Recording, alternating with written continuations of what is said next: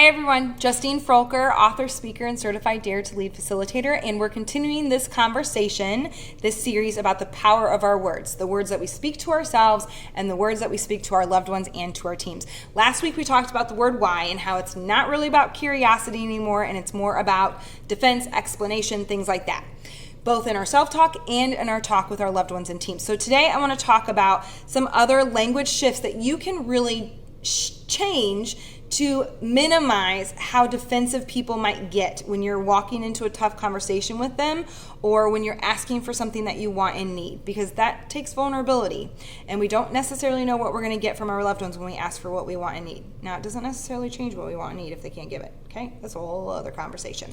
So here's the deal. Own your part.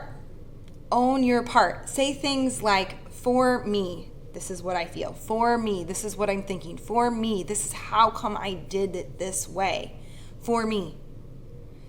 Really attempt to take the word you out. You did this. You made me feel this way. Side note, no one makes you feel anything, okay? We choose our emotions. Okay? We choose how we respond to our lives. Are you reacting to your life or are you responding to your life? No one makes me feel anything. Now, granted, I might find my husband Chad's socks on the coffee table. I choose the emotion of mad if I do that. Okay? Or I leave the cabinet door open and he hits his head. He chooses the emotion of mad. We don't make anyone feel anything. We are responsible for our emotions. Now, that said,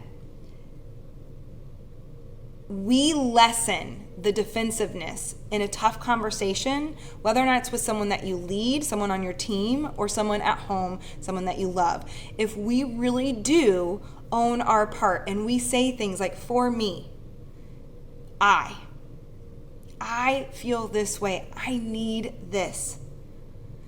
When you're really needing to understand more about that other person, saying things like, can you help me understand?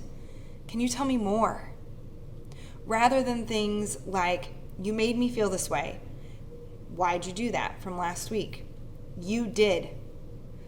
Walking into those conversations, owning our parts, taking the words you out, owning how we feel and our emotions really levels the ground. It really, really will prevent people from picking up their armor of defensiveness and increase the likelihood of them actually hearing what you want and need.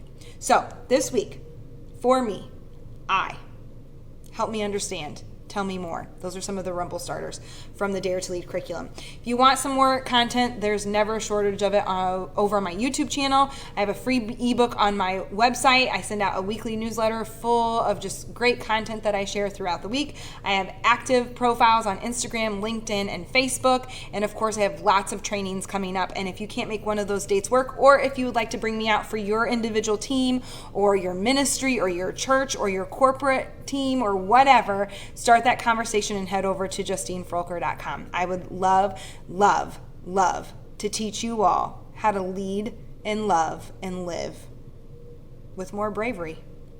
I'll see you next week.